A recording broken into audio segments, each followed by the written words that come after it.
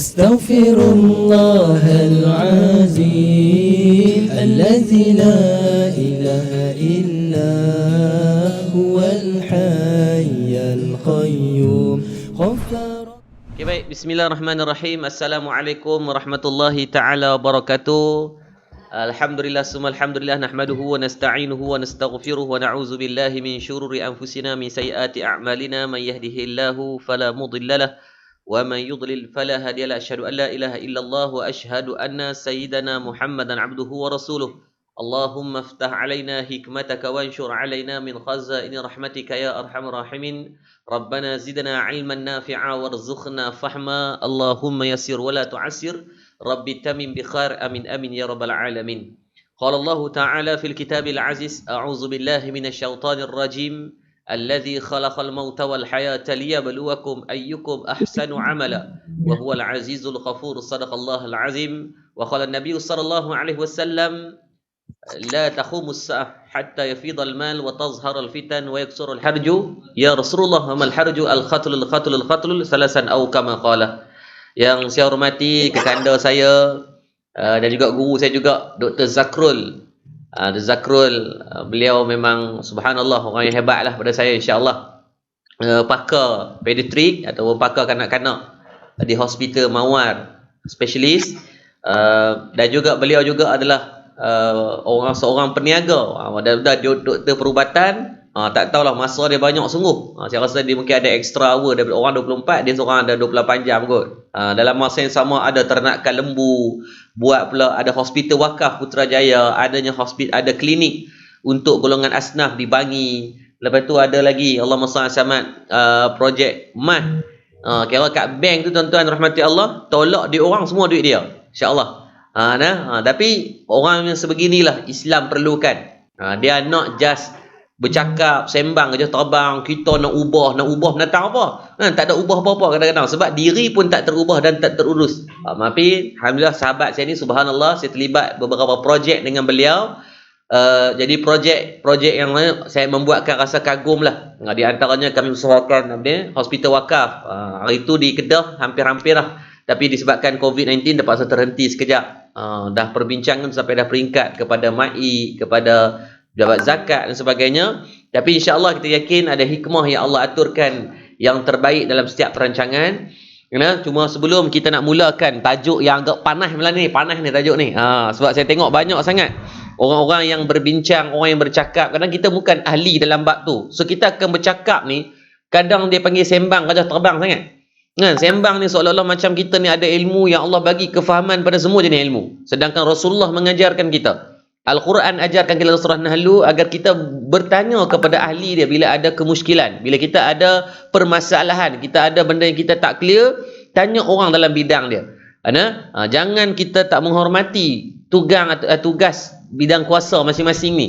Kalau seorang doktor sekalipun dia nak pomen motor, dia tak buat sendiri. Jarang kita tengok dia masuk motor dalam bilik bedah, tiba-tiba dia buka tu, tak buat. Maka dia akan mencari pomen, walaupun pomen tu kadang-kadang SPM pun tak ada. Sebab apa? Kepakaran orang di situ.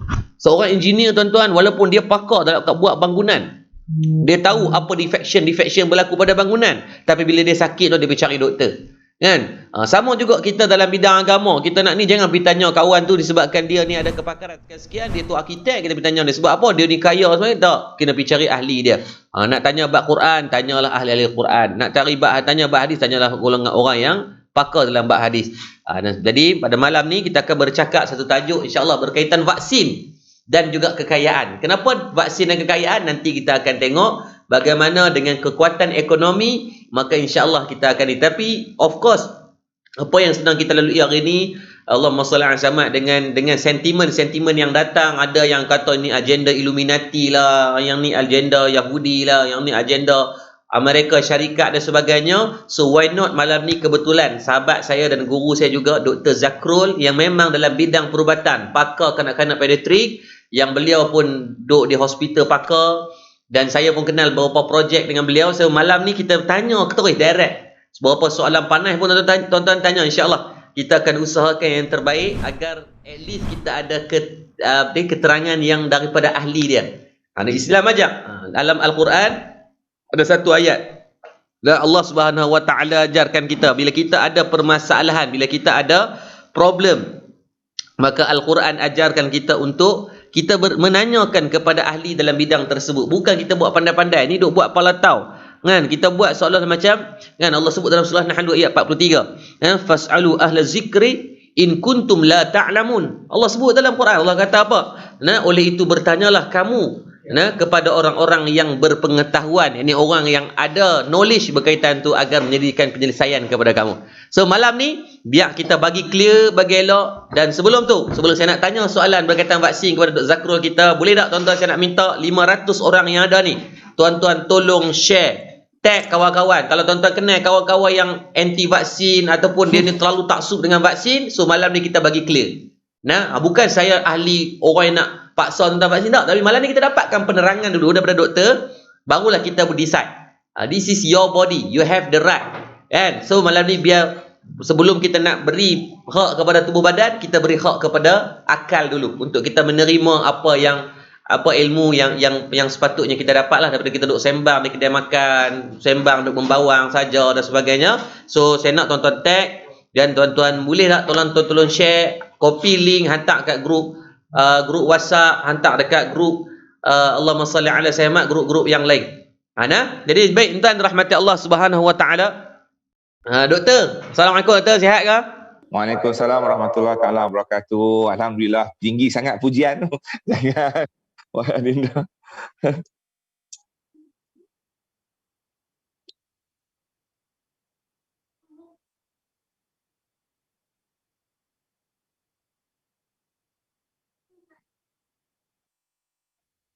Ni ada orang kata ni agenda Yahudi, ada yang kata ni nak bubuh chip dalam tubuh badan manusia, ada yang kata nak kontrol manusia dan sebagainya. Jadi mungkin nak minta komen daripada doktor sendiri sebagai ahli dalam bidang perubatan, kan? Boleh tak doktor bagi sikit mukadimah berkaitan vaksin binatang? Apa ni doktor ni? Kan? Orang awam ni kira tak tahu apa lekor ni, kira kelih sampai habis semua benda. So boleh doktor bagi sikit penerangan untuk sahabat-sahabat kita, ada 500 orang yang sedang menonton. Silakan doktor. Bismillahirrahmanirrahim. Alhamdulillah rabbil alamin wassalatu wassalamu ala Rasulillah wa ala alihi washabihi ajmain. Subhanaka la ilma lana illa ma 'allamtana innaka antal alimul hakim. Rabbi yassir wa ta'assir bi tanil khair. Terima kasih wahai Adinda, Dr. Ustaz Yaakob Yusra, sahabat saya, Adinda saya. Jadi penghormatan tu tinggi sangat tu. Derajat tinggi sangat. Tapi tak apa. Kita tak semua kita tahu. Tapi sedikit sebanyak memang sejak kita bercakap mengenai vaksin dan juga perubatan bukan satu benda yang asing. Apabila kita bercakap mengenai vaksin, vaksin ni kena faham satu perkara yang paling asas adalah sistem imun badan itu sendiri, yang mana sistem badan kita mempunyai satu sistem yang sangat-sangat kompleks yang Allah Ta'ala ciptakan. Badan manusia ni, tuan-tuan boleh bayangkan, dalam badan manusia ni, dalam tubuh badan yang sihat ni, kita ada cacing dalam badan kita. Kita ada kuman dalam badan kita. Kita ada kuman, maksudnya bakteria. Kita ada kulat. Kita ada virus. Kita ada parasite dalam badan kita. Ini hebat Allah Ta'ala ni. Kalau bayangkan unit manusia ni, kalau badan ni, kalau tengok atas kulit pun kita takut dah. Macam-macam kuman atas kulit. Tapi bila kita sebut dalam kuman ataupun setiap makhluk yang disebut ni tadi, ada yang kuman yang baik, ada kuman yang jahat, ada virus yang baik, ada virus yang tak ada manfaat, ada bakteria yang dikatakan probiotik yang baik ataupun yang mendatangkan mudarat. Jadi itu yang dipanggil yang menyebabkan jangkitan. So sepanjang kejadian manusia ni dahulu, sebenarnya sepanjang proses sejak Nabi Adam sehingga ke sekarang, manusia yang kuat sahaja yang akan hidup. Manusia yang tak kuat tak hidup. Kita anggap macam haiwan. Haiwan yang kuat sahaja yang hidup. Haiwan yang tak kuat tak hidup. Itu adalah rule of jungle. Maksudnya yang kuat akan survive, yang tak kuat akan mati. Jadi, dan bila kita tengok antara jantina pula, jantina lelaki lebih lemah berbanding dengan jantina perempuan. Orang perempuan lebih kuat. Baby girl lebih kuat berbanding dengan baby boy. Baby yang menyusukan badan lebih kuat berbanding dengan baby yang tidak menyusukan badan. Itu cara Allah Ta'ala bagi nikmat kat kita. Tapi bila kita tengok, bila manusia diberi pengetahuan untuk bila by observation, manusia ni memang sentiasa melihat sesuatu dengan pemerhatian. Jadi dia melihat berdasarkan sejarah, contohnya pasal asalnya vaksin adalah daripada perubatan Islam itu sendiri. Itu yang kena faham tu dulu pertama sekali. Pertama sekali, vaksin berasal daripada perubatan Islam masa zaman emas tamadun Islam, masa kurun ke-7 sehingga kurun ke-15. Itu sebenarnya. Yang mana asalnya bila melihat seseorang tu kena smallpox ataupun apa dia panggil smallpox, cacar kita tak pernah jumpa dah pun. Demam smallpox tu macam campak tapi dia lagi ngeri. Dia macam katak puru tu. Jadi dia melihat bahawa kebanyakannya yang dah pernah expose terhadap dan selamat terhadap penyakit smallpox tidak kena dah smallpox dan dia lebih selamat. Jadi apa yang berlaku pada zaman ketamadunan Islam, dia orang bagi sikit-sikit exposure dengan cucuk melalui duri. Tapi benda tu tak dinyatakan proses. Kenapa? Pasal pemerhatian, berdasarkan pemerhatian. Akan tetapi apabila perpindahan teknologi atau perpindahan ilmu, pasal kita tahu orang Islam dulu memang di Andalusia contohnya mengajar semua masa zaman kegelapan Eropah, yang mana orang Eropah masa tu kalaupun perang salib berlaku tetap dihantar kepada hospital-hospital Islam. Boleh bayangkan berapa hebatnya orang Islam. Masa tu mungkin zaman tu mungkin orang Nasara ataupun Yahudi akan kata ini agenda Muslim lah. Jadi kita panggil Illuminati, masa tu dia panggil agenda Muslim. Jadi apa yang berlaku, terteranya vaksin yang betul-betul didokumented berdasarkan perubatan moden adalah by Edward Jenner. Maksudnya dia proper proses dan bagi kepada makhluk yang lain, orang yang lain. Apa itu vaksin? Sebenarnya apabila kita nak kenalkan sistem badan kita, askar badan kita terhadap kuman yang akan datang. Kuman yang telah kita akan kenal. Macam contoh dalam kita kata kalau tuan-tuan mesti biasa dengan chicken pox, pernah kena chicken pox, badan takkan pernah kena chicken pox lagi dah. Sebenarnya salah. Dia tak kena chicken pox tapi dia akan kena shingles ataupun kayak sebagai contoh. Kenapa? Body dah kenal. Badan dah kenal chicken pox tu, so chicken pox tak berlaku lagi dah. Bila kena, dan dia akan duduk cover kuman tu supaya tak kena lagi. Itu je sebenarnya. So apa yang kita buat by teknologi, mengenalkan kuman itu, sama ada kuman itu secara sepenuhnya ataupun dengan teknologi hanya mengenalkan satu-satu sifat sahaja untuk badan kita mengenal kuman tersebut. Contoh macam ustaz dulu, kalau kita nak berkenal dengan suami isteri kita dulu, masa zaman 3 to 10 tak jumpa. Kita nak kenal kena jumpa betul-betul berdepan. Lalu ni kita jumpa ikut WhatsApp, hantar gambar aje pun tahu dah rupa macam mana, cuma tak tahu tinggi sebagai contoh. Jadi itu perumpamaan. So badan kita boleh kenal.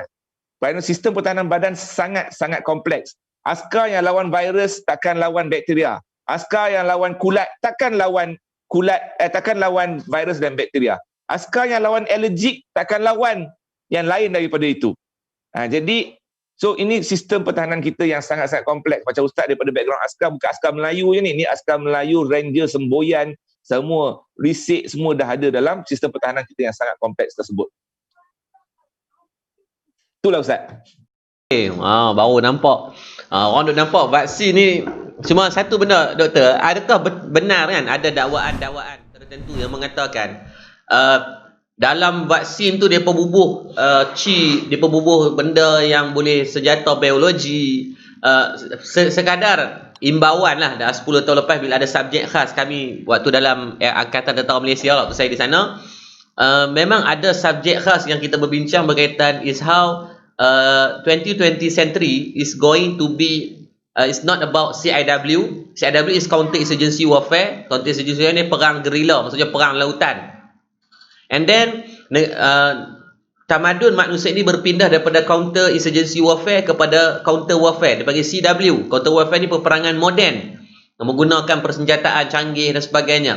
But another version will come. Dalam buku tu ni prediction dah berlaku pada tahun 90-an. Dia kata apa?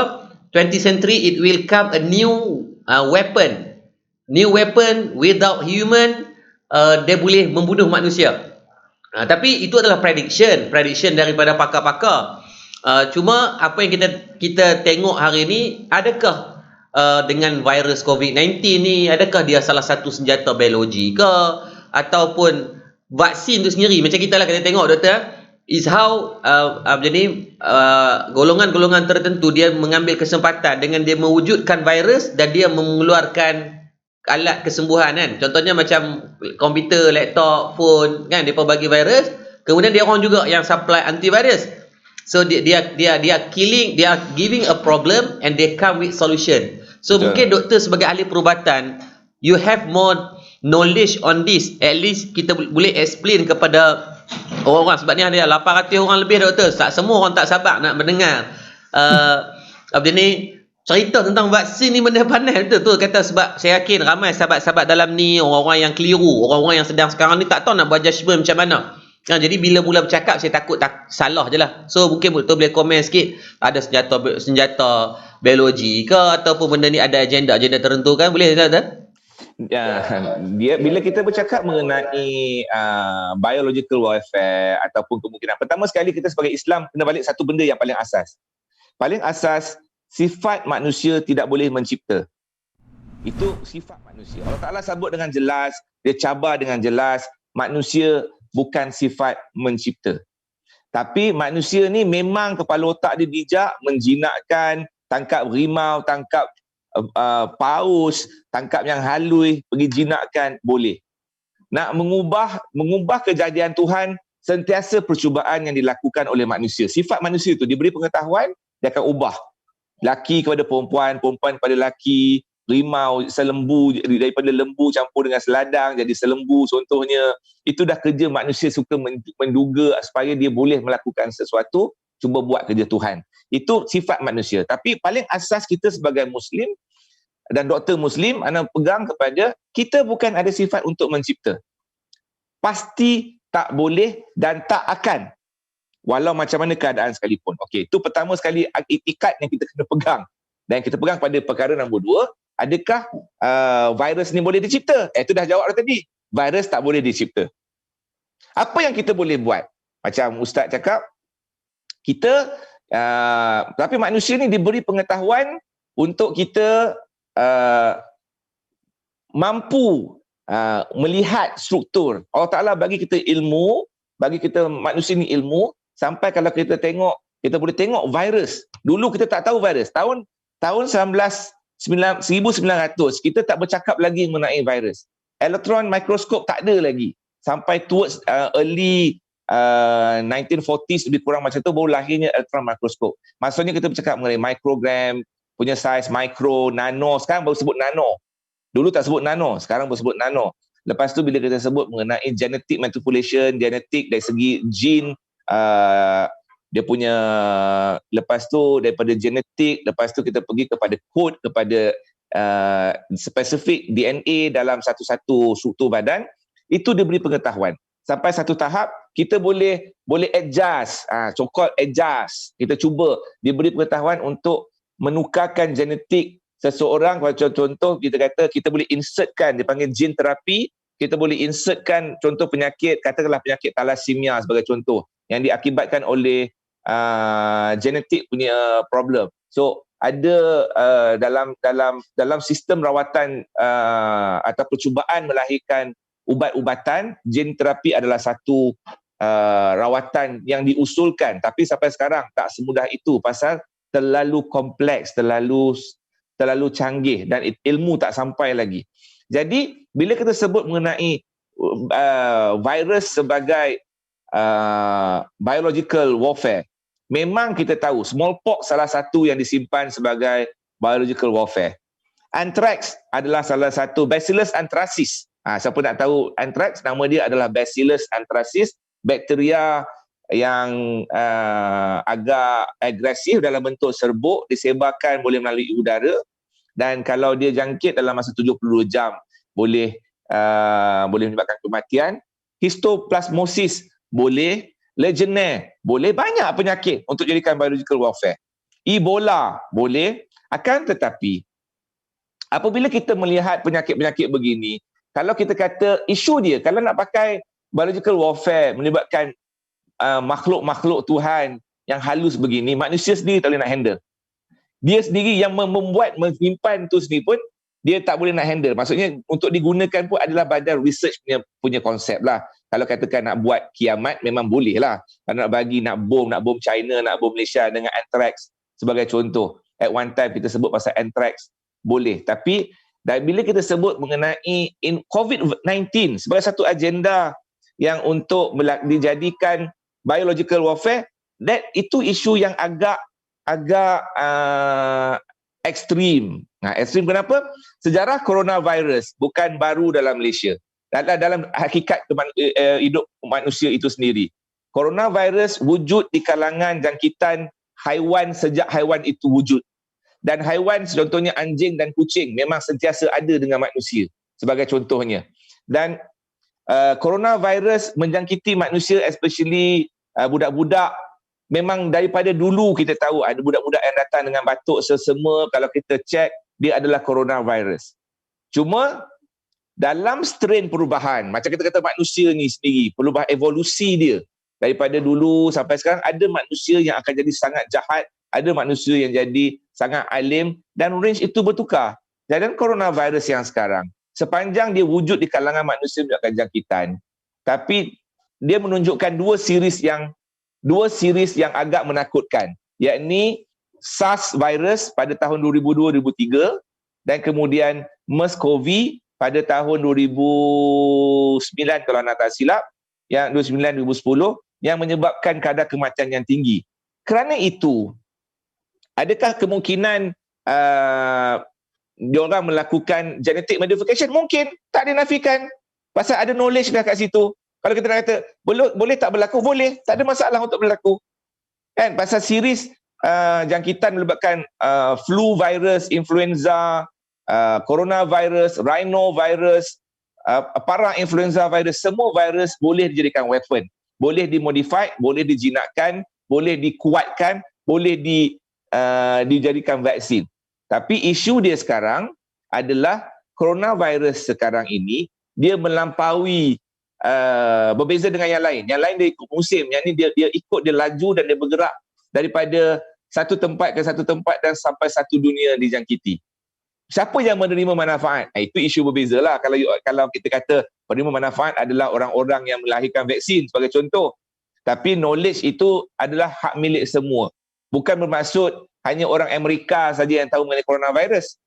Semua doktor Malaysia pun tahu pasal coronavirus. Semua doktor Malaysia boleh bercerita mengenai imunologi coronavirus kalau mereka baca buku lah.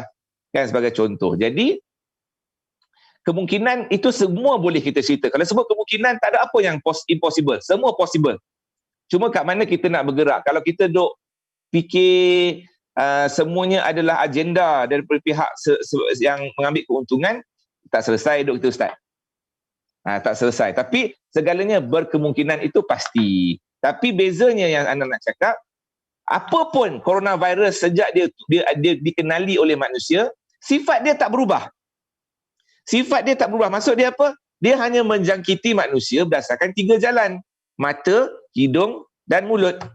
Tak ada pula kalau nak modify betul-betul. Kalau dia nak jadikan biological warfare yang betul, dia patut boleh serap masuk ikut kulit. Contoh, masuk ikut telinga. Boleh. Baik dia modifiedkan virus tu, larut dalam air dan tahan air. Sebagai contoh, ini tak, coronavirus tak tahan dengan air. Sebagai contoh, kalau betul-betul nak jadikan dia satu weapon yang powerful, adalah bukan dengan airborne. Pasal dia mesti multiple pathway lah, jalan yang berbagai-bagai. Bukan sekadar airborne. Mesti serap boleh air, boleh masuk ikut makanan. Barulah betul, barulah real modify tu. Kalau tak setakat genetic modification, tak ada apa sama, tak ada tu dah berlakunya sebenarnya. Clear. Tu ayat mahal tu. Tengok tu kan, make sense lah. Benda sangat jelas kepada anda berkaitan. Kalau secara jujur lah, kita tidak menafikan kebarangkalian. Saya sebagai orang yang terlibat dalam pertahanan sendiri, sebagai askar, saya tidak nafikan itu boleh menjadi senjata biologi daripada kepentingan pihak tertentu. Tapi make sense apa yang Dr. sebut adalah kalau betul lah ni of course lah dia akan di R&D kan dalam variant yang berbeza. Kalau larut ayak kan, kalau tengok cicak man 2 kan. Profesor Klun dia buh dalam, dia panggil black water kan. Itu ceritalah.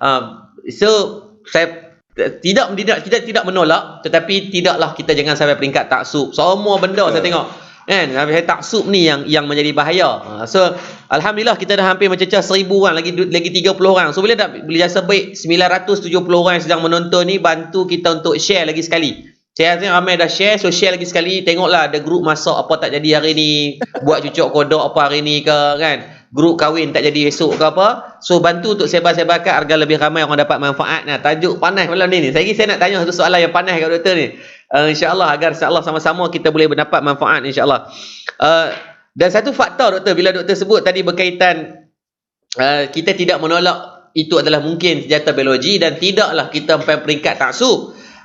Kalau kita jadikan tu sebagai agenda Yahudi Illuminati, kalau kita tengok sekarang negara yang top highest yang menerima jangkitan adalah negara yang antara yang paling ramai Yahudi adalah Amerika Syarikat. Dan total untuk hari ni, setakat hari ni dah 99,400,000 orang yang dah dijangkiti COVID-19. 99 juta. So within tomorrow or the day after tomorrow is going to be 100 million. So it's going to touch 9 figure lah for the official. And Amerika Syarikat mengungguli tahta yang paling tinggi dengan kelangsungan jangkitan adalah 25 juta jangkitan dan mencecah hampir 430,000 kematian untuk takat malam ni. So kalau itu agenda dia orang, bengong dia kalau buat kepada rakyat sendiri. Orang tak tahu apa nak bijak lah. Dan kalau dia kata ustaz ni mungkin Israel punya, dan Israel sendiri setakat sekarang dah 550,000 jangkitan. Dan saya doktor alhamdulillah Allah izinkan sehari sebelum lockdown sehari sebelum lockdown berlaku di Malaysia 18 bulan 3, saya masih ingat tarikh tu, pada tarikh 16 hari bulan saya berada di saya duduk dekat sempadan Israel. Saya masuk dalam negara Israel tu untuk pergi ke Palestin waktu tu. Ini bukan cerita sembang raja terbang, ini betul. Pada 15 hari bulan 3 2020 saya berada di negara Israel untuk masuk ke Palestin. Dan saya doktor, alhamdulillah Allah mengizinkan saya ada waktu duduk dekat immigration Israel sebab syarat nak masuk ke Palestin, ke Gaza dan sebagainya, ke Baitul Maqdis, saya wajib kena cop. Dan memang polisi, so kalau for legal punya ni kita terpaksa ikut lah, walaupun kita tak mau kalau boleh kan, nak bayar apa-apa kat dia orang, tapi the only way ada ketika tu. Dan ketika saya duduk, saya tinggal lagi selang 2 orang, ada satu bah daripada Filipin, ketika tu semua dapat masuk sebab dia orang bukan orang Islam, so dia orang tak strict sangat. So bila dia tengok kita yang Islam, nama saya ada Muhammad dan sebagainya, maka dia inquiry, saya kena 2-3 jam kena tahan. Tapi tak apa, kita buat tahu, dia tanya, kita jawab dan sebagainya, dia tengok kita bersebelah mata. Dan demi Allah saya tengok depan mata, ketika tu berlakunya siren amaran. Bunyi bising dan semua staf-staf dalam tu muka panik. Barulah saya faham yang mana Allah sebut dalam Quran. Allah katakan ketika mana orang-orang Yahudi, golongan orang-orang yang bermusuh dengan Islam ni, mereka sendiri takut dengan bayang-bayang mereka sendiri. Walhal dekat sempadan dia orang tu ada teknologi yang canggih. Kalau ada peluru pandu, mereka boleh tembak, dia orang boleh.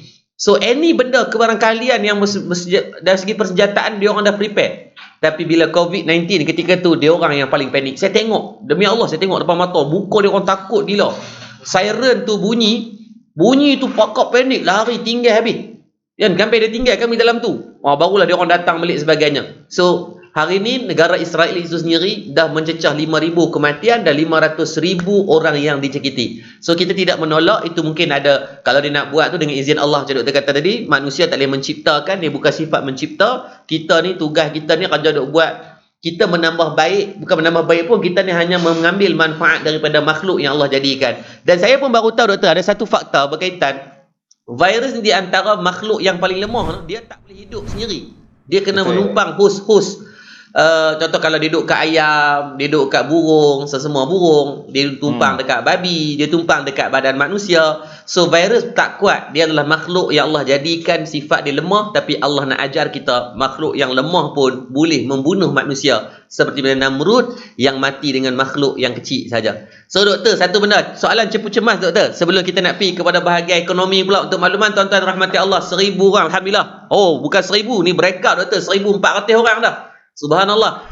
Yang sedang menonton, untuk makluman tuan-tuan, terima kasih pada semua tu. Saya kata tuan-tuan ni jadi ejen yang menyebar kebaikan. Kadang-kadang kita rasa ustaz kami tak mampu nak buat baik sangat. Tuan-tuan tolong sebar kebaikan. Disiplinkan setiap hari, wajib sebar benda yang baik. Tuan-tuan cari orang-orang yang duk cerita benda-benda baik.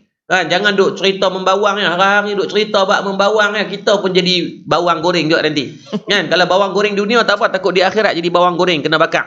Kan, jadi saya nak tuan-tuan disiplinkan diri agar kita boleh untuk setiap hari untuk sebarkan apa-apa mesej kebaikan. Kan, apa-apa benda yang kita boleh bagi manfaat kepada orang, apa-apa benda yang kita boleh untuk bagi share kepada value kepada orang. Bangun pagi apa benda page-page yang kita boleh kongsikan kebaikan. Macam malam ni saya baru sebut sekali dah 1000 lebih orang yang dapat menonton kita.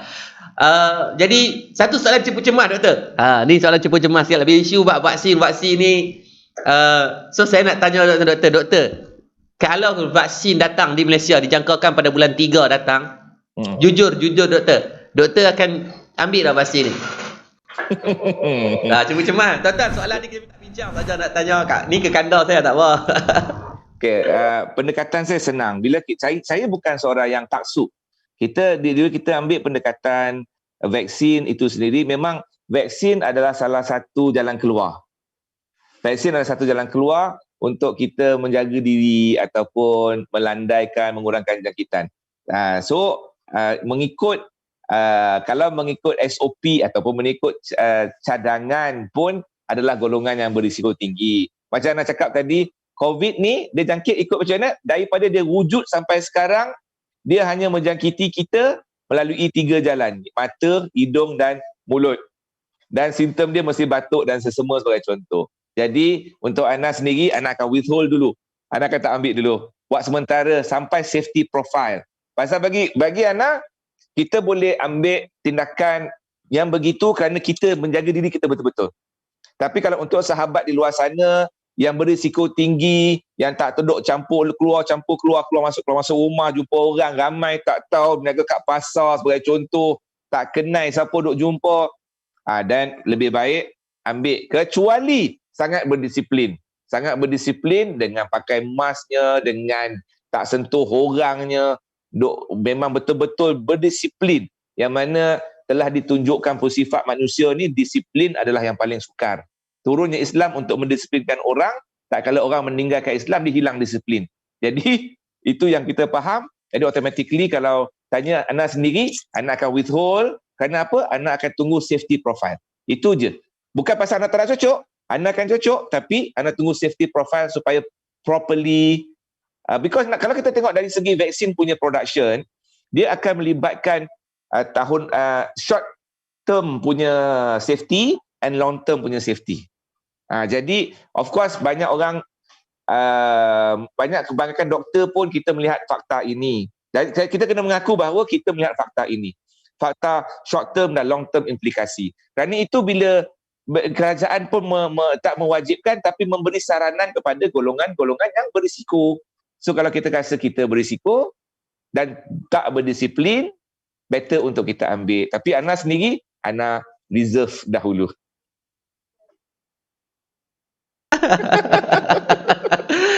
Doktor, sejujurnya soalan ni saya tanya dulu. Kebetulan tahun 2009-2010 saya jadi nakib usrah untuk ada beberapa pelajar perubatan di USIM. Bagus doktor, dia orang ni pelajar perubatan yang hafal Quran.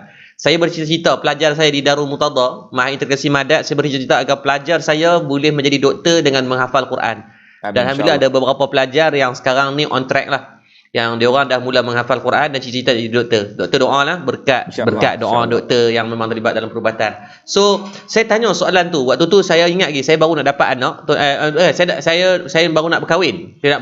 Saya tanya dekat anak-anak usrah yang pelajar perubatan ni, saya tanya dia orang, nanti nak tanya berkaitan isu suntikan untuk baby, vaksin untuk dia bukan bagi vaksin, dia bagi apa doktor?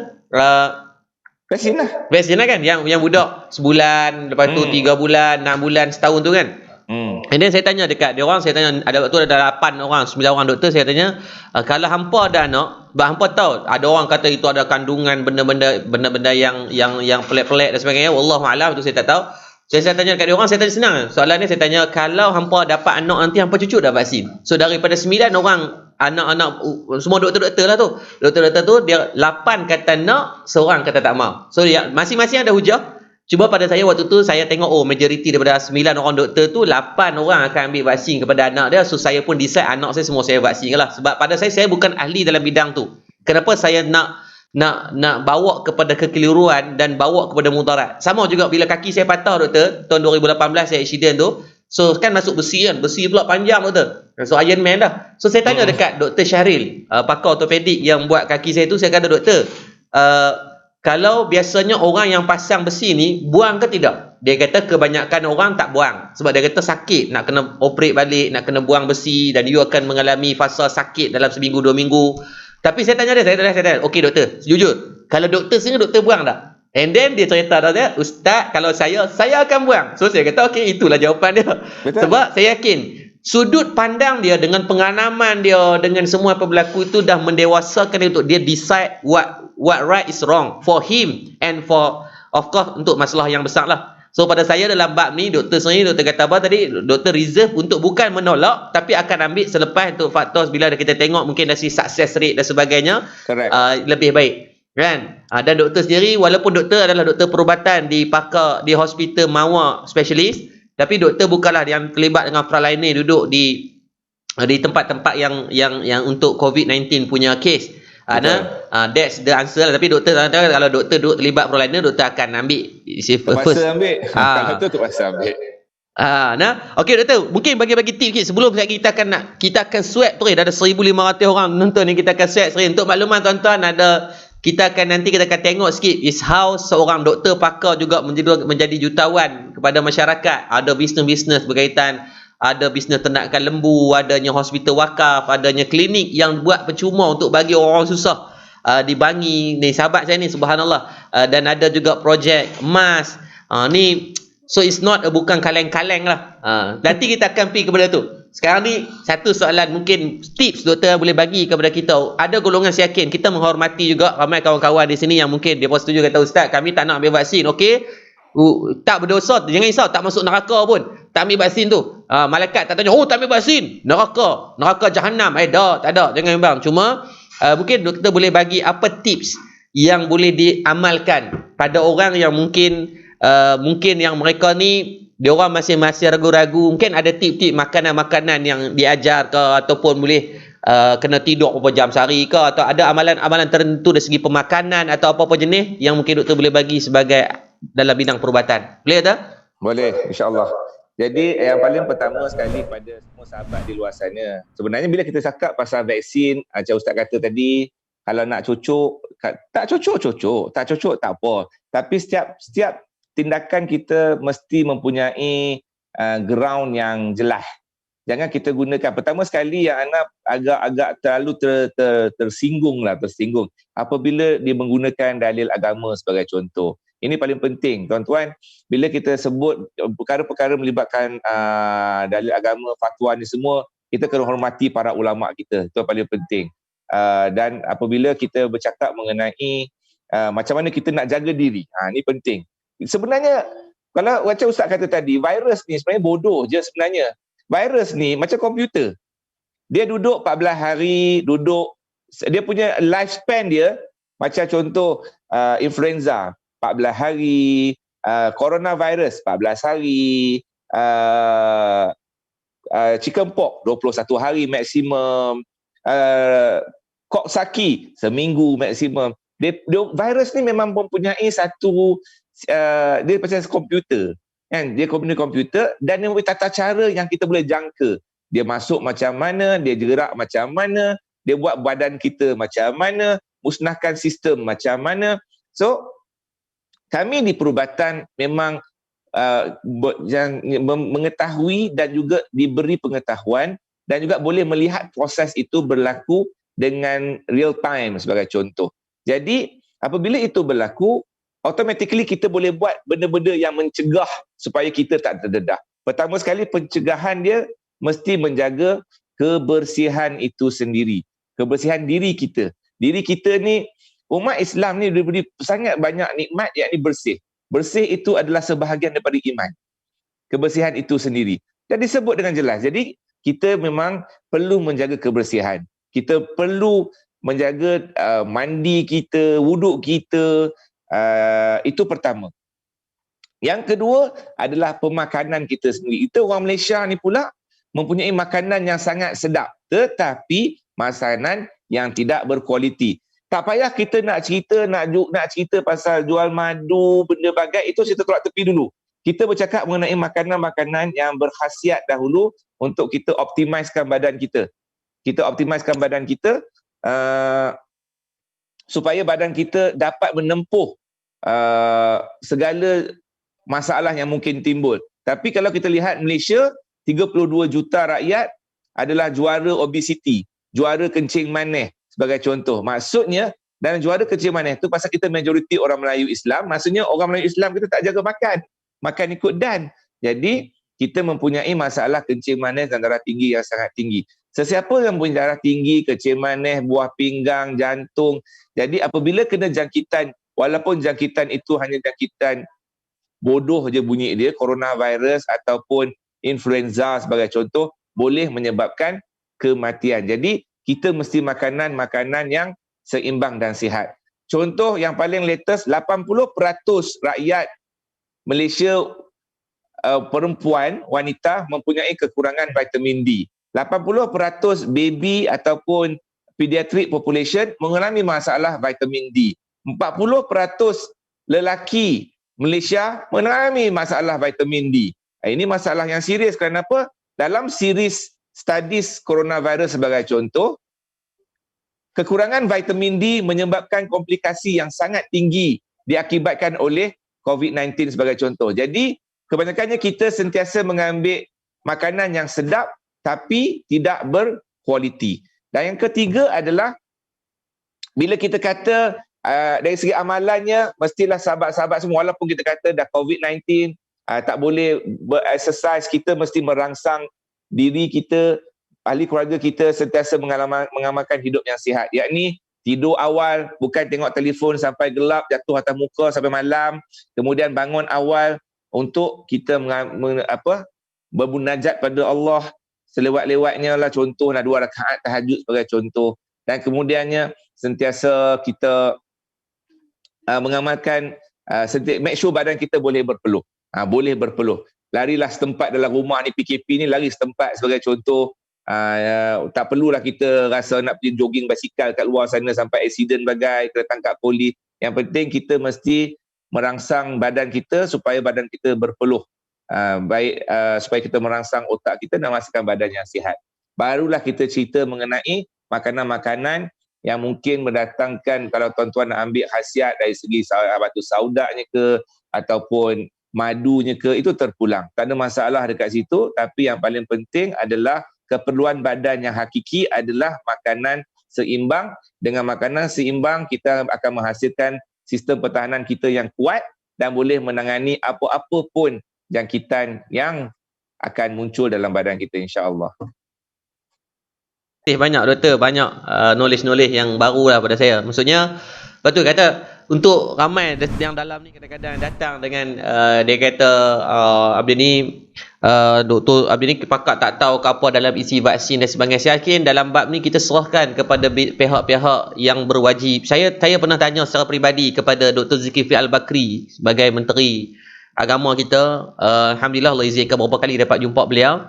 Dan sebelum dia sebagai menteri pun Allah izinkan saya dah agak, bukanlah rapat tapi banyak kali dapat berjumpa. Saya tanya, dia kata dalam bab ni pihak jabatan, pihak menteri agama ni bukanlah sewenang-wenangnya mereka ni, dia orang panggil pihak-pihak ikhtisas, ini ahli-ahli dalam pharmaceutical, panggil dalam doktor-doktor yang terlibat dalam bab jangkitan penyakit, dia orang panggil ramai dalam bidang-bidang tersebut, termasuk dipanggil dengan mufti-mufti untuk berbincang. So bukanlah simplify untuk nak meletakkan agar menjadi satu kewajipan sekian-sekian, tidak. Kerana dia isu dia macam ni lah, macam kita nak pergi buat haji, buat umrah, biasa kena ambil suntikan.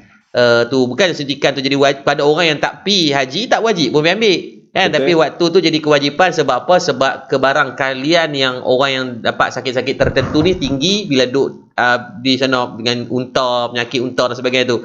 So sama ini saya rasa isu dalam COVID-19 ni pun tak perlu nak berbalah, tak perlu nak bergaduh pun. Ada 2-3 orang kawan-kawan kita yang pada saya tak perlulah untuk nak marah dan bergaduh. It's up to you, it's yourself.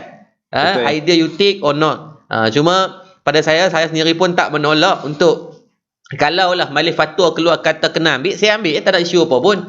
Kan? Kalau tak Betul. ni saya mampu, kalau yang merasa ustaz kami duk amalkan habatus sauda, kurma, kami ada, alhamdulillah. Nah, kalau boleh disiplin dan jaga penjarakan sosial, sentiasa pakai face mask, tak ada sentuh-sentuh dan sebagainya, itu insya-Allah mudah-mudahan itu juga prevention is better than cure.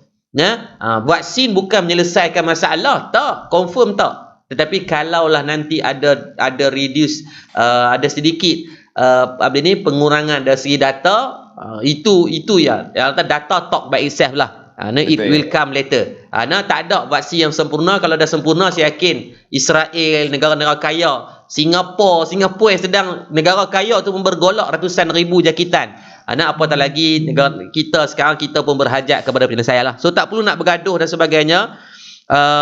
Dia kata buat backup menteri, minta maaf, saya nak backup menteri, saya bukan dapat sekupang pun duit dia.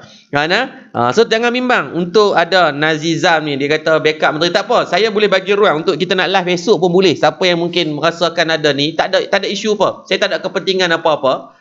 Malah saya sendiri pun struggle untuk nak jaga budak-budak saya ada pelajar-pelajar tahfiz, anak-anak yatim saya jaga. Saya tak ambil duit yuran pun, saya tak ambil. So apa kepentingan saya ada? Saya sekarang kena ambil risiko jaga pemakanan untuk bagi suplemen vitamin, kurma kepada mereka dan makanan-makanan sunnah ni. So saya pun tak wajibkan main tengok sini. Baca terjemah surah Al-Kahfi. Terima kasih pada ada orang yang banyak memberikan pendapat dan sebagainya, insya-Allah. Dan satu benda yang menarik untuk makluman tuan-tuan, alhamdulillah, sahabat dan kanda saya, beliau adalah doktor pakar pediatrik untuk kanak-kanak di Mawar Specialist.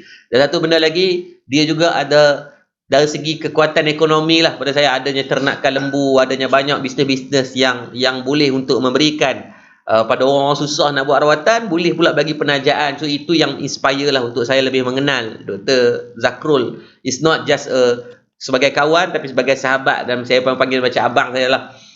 Dr. Zakrul mungkin boleh cerita sikit, mungkin last lah ni, kita dah tak nak vaksin sangat lagi, orang bergaduh meluat pula rasa kan. Jadi orang suka marah bab ni, orang nak suruh bincang tu, ambil knowledge kan.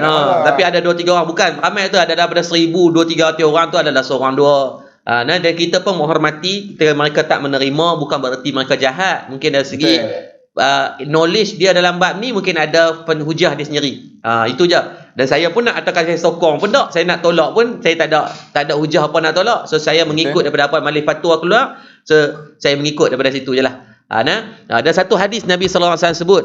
Saya sempat tadi saya tengok di kitab, sempat buka kitab tu, ada satu disebut dalam kitab Asyabah wa an-Nazair, disebut apa, dia kata tasarrufu al-imam ala ra'iyati manutun bil maslahati. Dia kata apa, polisi pemerintah tu, polisi satu kerajaan ini, dia tertakluk kepada kemaslahatan rakyat. Betul orang kata, tadi ada orang tanya, dia kata ustaz, menjadi satu kewajipan kan? Tak wajib untuk nak disuntik dan sebagainya, saya rasa tak. Saya kata tak sampai peringkat crucial yang macam tu. Tapi MKN dan sebagainya, mereka sudah pasti mereka nak buat satu keputusan tu adalah orang tertentu ahli dalam bidang tersebut. Saya yakin mereka tak buat bangun pagi terus buat keputusan, tak. Kalau mereka buat, mereka jawab depan Allah Subhanahu Wa Taala lah. Apa-apa kita meletakkan kepercayaan, bukan kerana nak backup. Saya bukan ahli politik, minta maaf. Saya cuma nak yang terbaik agar kita saling meraihkan pendapat. So doktor boleh cerita sikit kenapa doktor perjuangkan pula bab ekonomi ni? Saya tertarik bila doktor tu dah cukup sibuk dah sebagai doktor pakar, duk jaga budak-budak, dan lepas tu dah lah ada berkhidmat di hospital spesialis pakar kanak-kanak dah. Lepas tu doktor pula terlibat untuk bangunkan hospital wakaf di Bangi, di Putrajaya, yang menelan kos belanja puluh-puluh juta. Saya tengok, subhanallah. Jadi mungkin boleh share sikit doktor.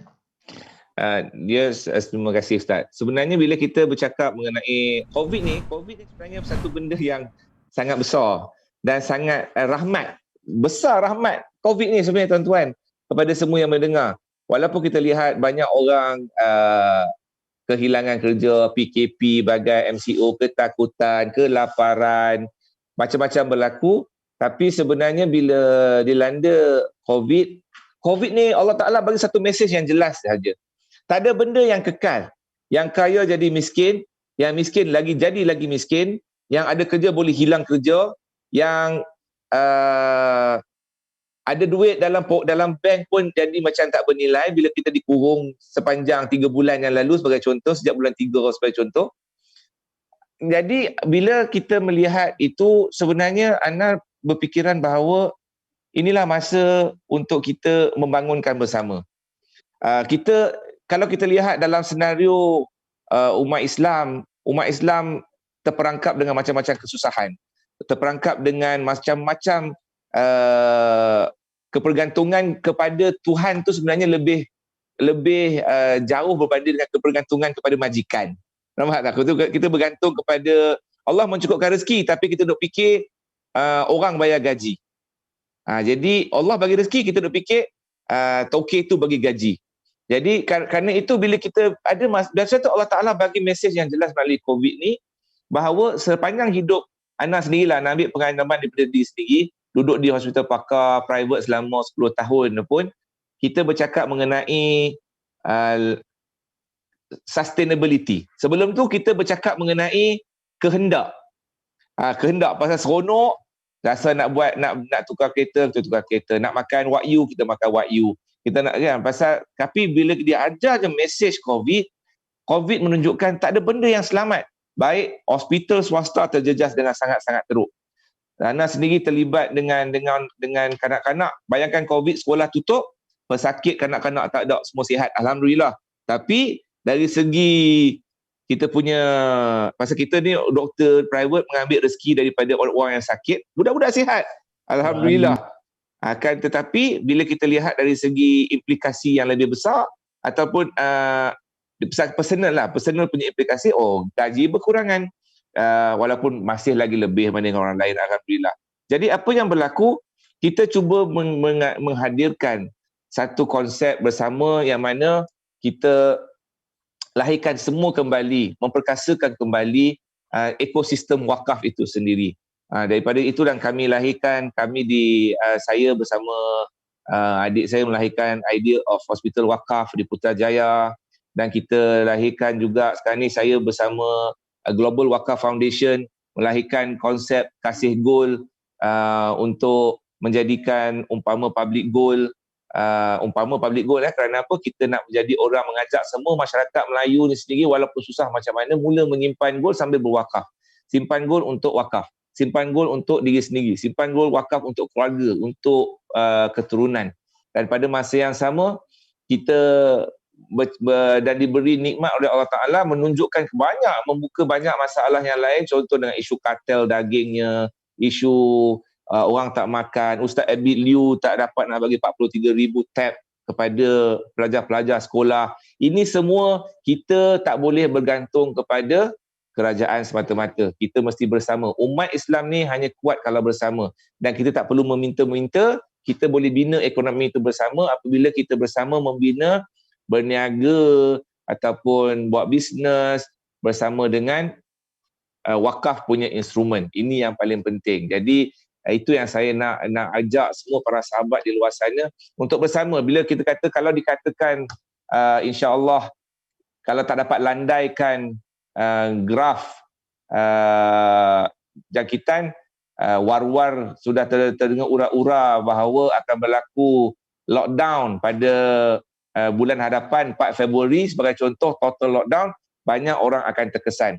Jadi ambil peluang untuk semua para sahabat saling membantu membina ekonomi itu bersama. Kita bersama-sama dengan Ustaz Yusra, bersama dengan kami di Kasih Goal, siapa-siapa institusi Muslim, supaya kita boleh bersama memperkasakan sambil berniaga, sambil berwakaf, sambil tak ada produk masuk dengan kami di Kasih Goal. Kalau boleh ada produk owner, masuk bersama dengan Kasih Goal. Kita cuma mengharapkan kita boleh bekerjasama. Dan kita, Ana ni marhain saja, tak ada kudrat apa-apa. Semuanya adalah untuk ummah itu sendiri, insya-Allah. Yang tuan gini tuan, daripada kita nak membincangkan agenda siapa yang untung, siapa yang rugi, sebenarnya berbincang dan sampai peringkat bergaduh tu kita yang rugi. Betul.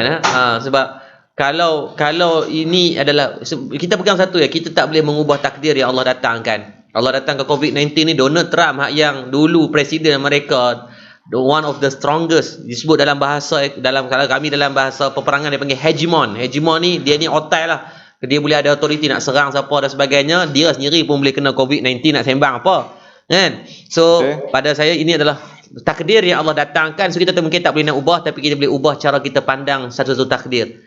Dengan pandangan kasih sayang, bagaimana Allah bagi ni sebab Allah nak bagi pahala lebih kan. Allah nak bagi, mungkin ada orang yang dulunya tak rasa struggle dalam pekerjaan, sekarang dia rasa nikmat bekerja sebab ada orang yang kena buang kerja kan.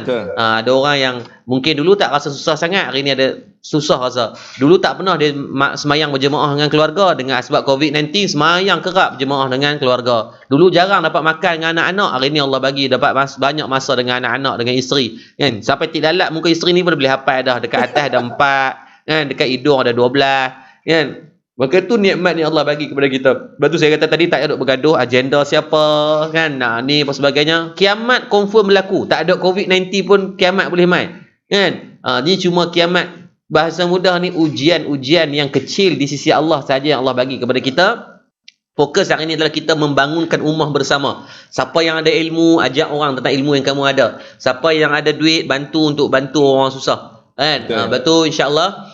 Doktor nanti mungkin Madat boleh buat kerjasama dengan doktor untuk saya berminat dengan projek lembu tu doktor. Boleh tak reserve kat saya dalam mungkin at least dalam 10-20 ekor tu, insyaAllah. Nanti saya ada masa, saya akan turun ke kandang di mana doktor? Karena ni Bangi Lama. Karena memang Kasih Gold dia fully wakaf. Madat memang salah satu penerima wakaf daripada Kasih Gold. InsyaAllah itu memang Ana punya hajat bersama Madat. Jadi for the personal, untuk insyaAllah saya nak invest juga untuk lembu tu. Bukan untuk personal kita sama-sama, insyaAllah. Kawan-kawan kita yang berhajat, insyaAllah nanti kita akan why not kita kongsi duit ramai-ramai, seorang RM1. Kalau 4,000 orang, kalau malam ni dah 800 orang, RM1 dah ada RM800. Mungkin bulan kita himpun seorang RM1, dah ada lebih kurang 800 sehari, 8,000 10 hari, sebulan dah ada 24,000 dah boleh beli 10 ekor. 10 ekor tu bukan untuk kita makan, tapi dengan 10 ekor lembu yang sama, kita boleh sembelih, kita boleh bagi lebih daripada, saya rasa kalau seekor lembu boleh 2,000 orang makan, so kita dah boleh bagi makan pada 10 ekor tu dah 20,000 orang makan. So jangan memperkecilkan usaha ataupun keringat atau benda yang kita usahakan hari ini, insya-Allah bermanfaat kepada ummah pada suatu hari nanti. Saya sendiri pun saya dah ada baru buka kolam syakab jenahak di belakang di Darul Murtada ni, dan kita ada kolam lobster, kita ada udang gala dan lembu di antara salah satu subsidiary yang saya target 2021 ni lah. Tapi bukan untuk nak buat jual pun doktor, saya planning saya nak belah dalam 100-200 ekor setiap minggu, saya nak sembelih, asnaf boleh datang ambil percuma, tapi asnaf lah. Tapi syarat asnaf tu nak ambil daging lembu, mesti daging yang kita sembelih mesti kena solat subuh berjemaah. Dia orang kata ustaz paksa orang semayang, mana boleh. Saya tak paksa. Saya kata saya nak ambil, kalau nak ambil lembu tu mai semayang lah kan. Jabatan Zakat keluar, saya tengok data doktor, Jabatan Zakat keluarkan data 74%. Lembaga Zakat Selangor keluarkan data asnaf di bawah Lembaga Zakat Selangor 74% adalah golongan orang yang tak bangun sembahyang subuh. Dia pun buat jajan. So the only way nak ubah adalah kita ubah dia punya rutin, biar dia bangun pagi kan. Waktu tu Allah janjikan wadduha, waktu yang mudah untuk mencari rezeki, tapi dia duduk lena macam mana dia nak ubah hidup dia. So pada saya itu perjuangan saya lah. Dia kata ustaz duk pasal apa, suka hati duit aku. Nak marah saya kan. Kalau duit sumbangan orang ramai macam tuan-tuan nak ni tak apalah, tapi kalau duit saya nak letakkan tu lah. Siapa nak dapat daging percuma setiap minggu, maka siapa nak dapat beras percuma di Madat, anytime siapa datang boleh saya bagi bantuan, tidak ada had yang kita letakkan. Untuk fasa COVID-19 fasa pertama itu saya rasa lebih daripada beratus tan lah kita keluarkan beras. Mungkin saya taklah sehebat Ustaz Ibn Liu, tak ada lah. Kita yang ni marhain kecil ni habis. Pada saya tak perlu tunggu jadi kaya untuk memberi, bagi sampai kaya. Memberi sampai jadi kaya. Kan? Pada saya itulah. InsyaAllah sahabat-sahabat kita 1,000 orang pun mampu untuk buat. Tak ada yang mustahil. Kita bantu sama-sama, kita bangunkan ummah sama-sama. COVID-19, vaksin atau apa pun yang berlaku adalah ada ujian Allah bagi kepada kita semua. Tak perlu kita nak blaming, put finger untuk others, insyaAllah. Mungkin doktor seminit yang kata-kata akhir untuk kita semua sahabat-sahabat kita ni, insyaAllah sebagai seorang doktor yang sangat prihatin kepada ummah tu sendiri, mungkin nasihat-nasihat yang ni untuk semua, insyaAllah. Terima kasih Adinda. Yang paling penting saya nak sampaikan kepada semua dalam masa COVID-19 ni, dari segi aspek perubatan COVID-19 ni adalah real. Dia adalah cerita benar. Bukan bohong, bukan cubaan, bukan tipu-tipu, dia bukan cubaan. Dia real. Dia satu cerita benar. Dan kesakitan yang dilalui oleh keluarga yang dijangkiti dan kehilangan keluarga itu benar. Benar. Dia bukan cubaan, bukan cubaan. Tapi kita tak nak kita dijangkiti, dan bila berlakunya yang akan mendatang adalah kesusahan melibatkan kesakitan. Melibatkan kesakitan, kepayahan di segi ekonominya, melibatkan kepayahan daripada keluarga kita, pendidikan anak-anak, kerja suami isteri, struktur ekonomi keluarga, struktur pentadbiran keluarga, struktur pentadbiran tempat kerja, semua akan berubah. Kalau dikatakan benar, kalau dikatakan jadinya second lockdown, total lockdown, kalau jadilah, kalau betul kerajaan akan nak impose second lockdown, damage-nya akan dari segi ekonomi adalah sangat-sangat besar.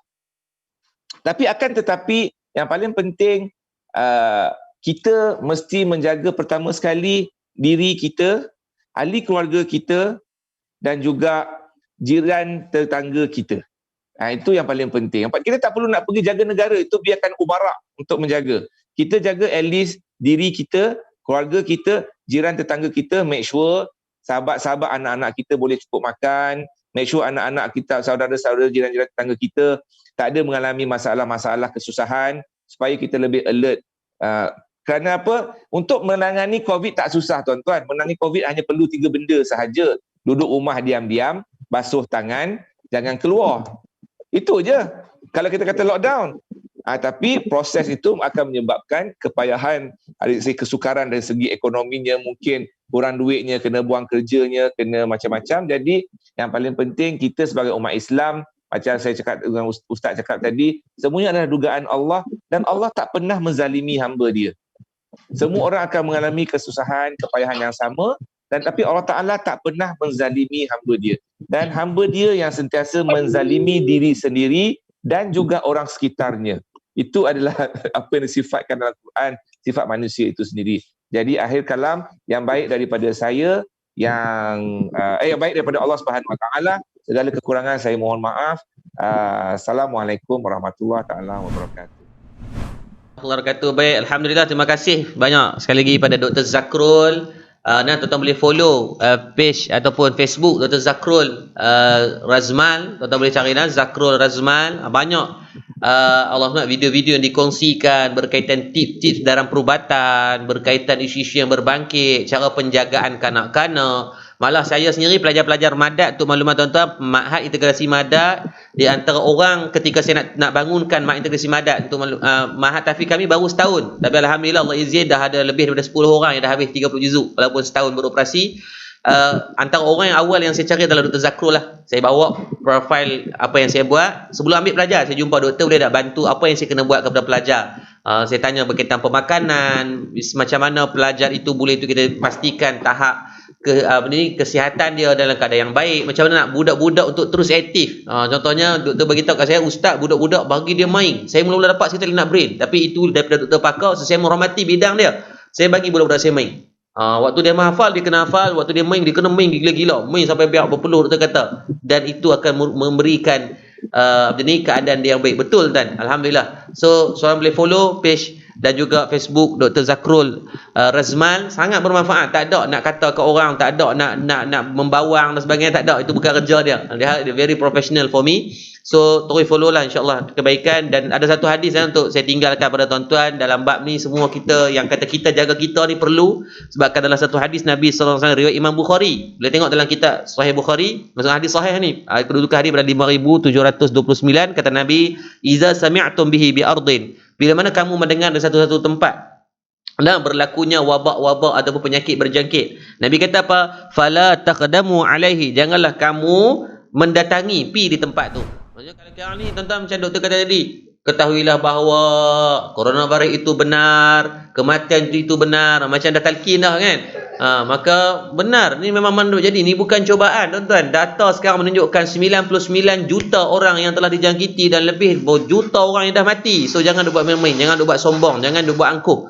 Ada orang kata, ustaz kami hanya pegang dengan Quran. Ya, pegang dengan Quran, semua kena pegang Quran. Dan tidak berkecuali ketika Allah datangkan wabak dan bencana itu, ahli Al-Quran pun akan kena. Tapi alhamdulillah dia ada yang meninggal. Kita tengok Syekh Ali Jabir, merupakan ahli Al-Quran yang meninggal minggu lepas. Dia tu ahli Al-Quran, tapi Allah uji dia untuk bagi pahala pada dia. Dapatlah pada dia. Pada kita ni, kalau Allah takdirkan mati sekarang ni, agak amalan kita taruh mana? Berbeza dengan dia ahli Quran, dia mati bawa Quran, kita mati bawa apa? Bawa handphone buat WhatsApp grup kita jelah. Lepas tu dalam bab ni Nabi kata apa? Nabi kata wa iza waqa'a bi ardin wa antum biha, dan jika itu berlaku di tempat sedangkan kamu duk berada dalam tempat tu, maka Nabi ajarkan kita fala takhruju firaran minhu. Jangan gatai pungkuk keluar. Gatai pungkuk tu saya tambah. Nabi kata apa? Janganlah kamu keluar daripadanya. Sebab apa? Jangan bagi mudarat lah. Kalau kita ada simptom-simptom demam sesemua apa sebagainya, jangan gatai pungkuk keluar. Duduk diam-diam di rumah. Dia kata tadilah, dia ustaz, kami tak larang nak pakai face mask. Tak mau pakai face mask, duduklah rumah. Lah rumah tak wajib kena pakai. Kan? Maka jaga kesihatan diri. InsyaAllah mudah-mudahan Allah memberikan jalan pelepasan yang terbaik. Kita doakan mudah-mudahan Allah memberikan jalan pelepas kepada ujian yang Allah bagi kepada kita semua. Dah setahun lebih ni, hampir setahun lebih. COVID berlaku pada bulan 11 tahun lepas. Tahun 2019 sudah bermula ada di China waktu belum keluar, tapi di Malaysia bulan 3. Kalau technically secara ni dah setahun lebih lah, tapi di Malaysia baru mungkin 10 bulan, tapi dah memberikan defection kepada ekonomi yang sangat teruk. Satu hari lockdown, negara kita kehilangan 3 bilion. Ini bukan aliran yang baik. Of course akan berlaku inflasi, akan berlaku banyak dalam bab ekonomi. So sekali lagi terima kasih banyak doktor. InsyaAllah mudah-mudahan ada waktu kita usahakan lagi, mungkin 2 minggu sekali ke, mungkin boleh share berkaitan pemakanan. Dan insyaAllah saya usahakan tuan-tuan untuk saya bawa minggu depan, kalau ada apa, kita usahakan Dr. Zakrul, kita pinjam Dr. Zakrul untuk kita cerita tentang psikologi budak-budak pula. Saya kira ramai orang bila anak duduk di rumah sekarang, so macam mana penjagaan yang terbaik untuk divert anak-anak. Boleh doktor? Boleh ni kata ni orang panggil tangkap tu kalau bersaksikan 700-800 orang, so doktor takkan nak tolak kan. So insyaAllah kita usahakan untuk kita fokus kepada daripada bincang yang tak pernah selesai, biar kita bincang anak-anak yang ada dengan kita sekarang. InsyaAllah saya usahakan untuk dapatkan tarikh tersebut. Nanti saya akan maklumkan, kita bincang berkaitan isu panas berkaitan anak-anak pula duduk di rumah sekarang, takut terjangkit dengan dadah moden dengan teknologi yang melampau sangat. So sekadar itu dulu daripada saya, yang baik daripada Allah atas kelemahan di atas kedaifan diri saya sendiri. Jadi kita tutup dengan bacaan doa. Cuma saya nak minta kawan-kawan yang menonton di rumah, boleh tak bantu saya untuk sekali lagi untuk share, mungkin kawan-kawan kita yang lain nanti boleh tengok kan. Dia dah pukul 12, pukul 1 pagi dia buka, dia dengar, mudah ada info bermanfaat bersama daripada Dr. Zakrul pada malam ni insya-Allah. Dan pada siapa yang mungkin kita nak doa ni, adab nak berdoa, boleh tak saya nak minta duduk dalam keadaan yang baik sikit. Kalau siapa yang tak, saya kira ada duduk di rumah takkan nak pakai tudung kan, so ambillah kain tutup sekadar bagi ada adab untuk kita nak minta kepada Allah Subhanahu Wa Taala. Mungkin berkat daripada 700 orang yang mengaminkan doa, Allah akan makbulkan salah satu daripada doa kita insya-Allah. Dan insya-Allah pada siapa ni saya nak belanja tuan-tuan juga buku diet yang kita dah siap, menu diet kepada semua untuk panduan anak-anak, dan juga dibantu oleh Dr. Zakrul hari itu. Dr. Zakrul tengok dan sebagainya. Saya akan bagi cara percuma. Tuan-tuan cuma WhatsApp saja di nombor office Madat. Saya tak ada hadiah nak bagi, melainkan itulah saya bagi menu diet pemakanan. So tuan-tuan boleh buat di rumah. Tak boleh ambil semua, jangan tinggal semua. Dah siap kira kalori, dah siap tengok berapa minyak diperlukan setiap hari dan sebagainya.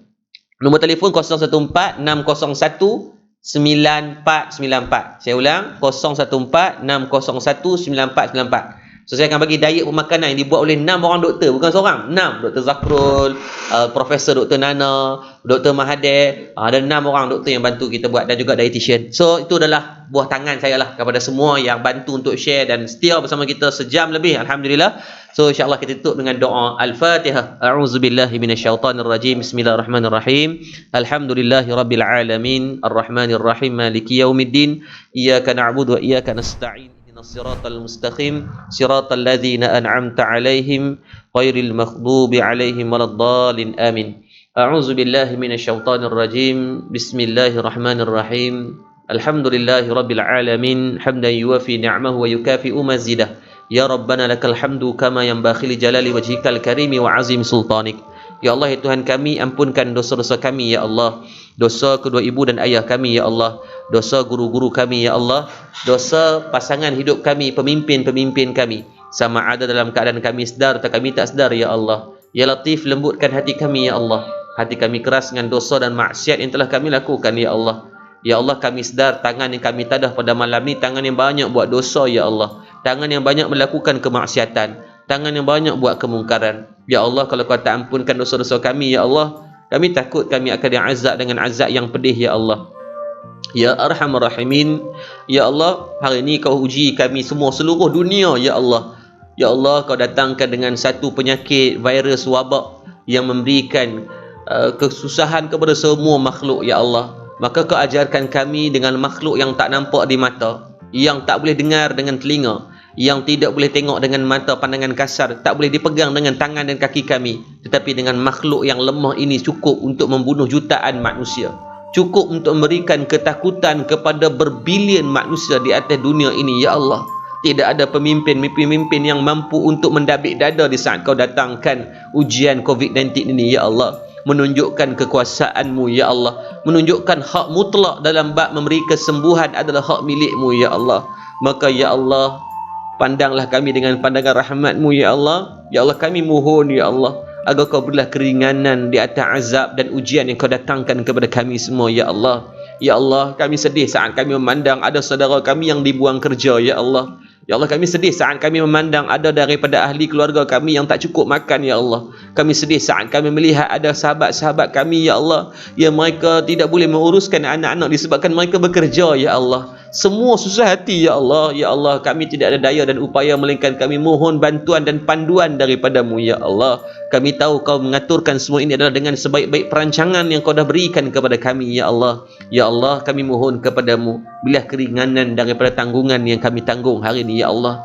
Pada kami yang sakit, Kau sembuhkanlah penyakit-penyakit kami. Pada kami yang jahil, kurniakan kefahaman ilmu kepada kami. Pada kami yang masih makan harta yang haram, riba, rasuah, syubhah, yang masih terlibat dengan perkara zina, yang masih belum mengeluarkan zakat, maka ampunkan sekalian dosa-dosa bagi kami ya Allah.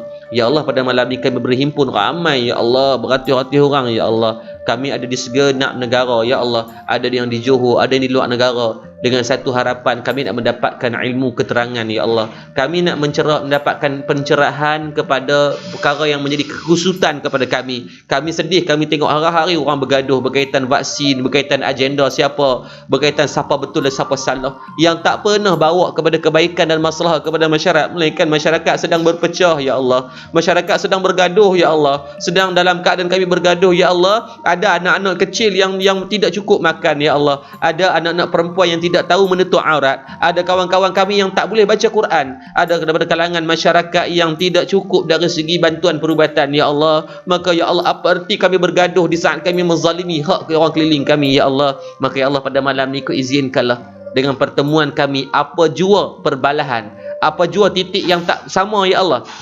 ketemukan kami dengan satu kebaikan dengan kalimah la ilaha illallah Muhammadur Rasulullah ya Allah. Ya Allah, kami mohon kepada-Mu ya Allah, pada malam ni walaupun kami berjauhan, tetapi Kau kurniakanlah rahmat dan keberkatan pada majlis ilmu yang kami jayakan ya Allah. Rabbana atina fid dunya hasanah wa fil akhirati hasanatan wa qina adzaban nar. Walhamdulillahi rabbil alamin. Taqabbalallahu minkum minna wa minkum taqabbal ya karim. Assalamualaikum warahmatullahi taala wabarakatuh.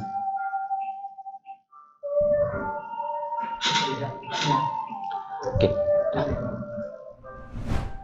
الله العظيم الذي لا إله إلا هو الحي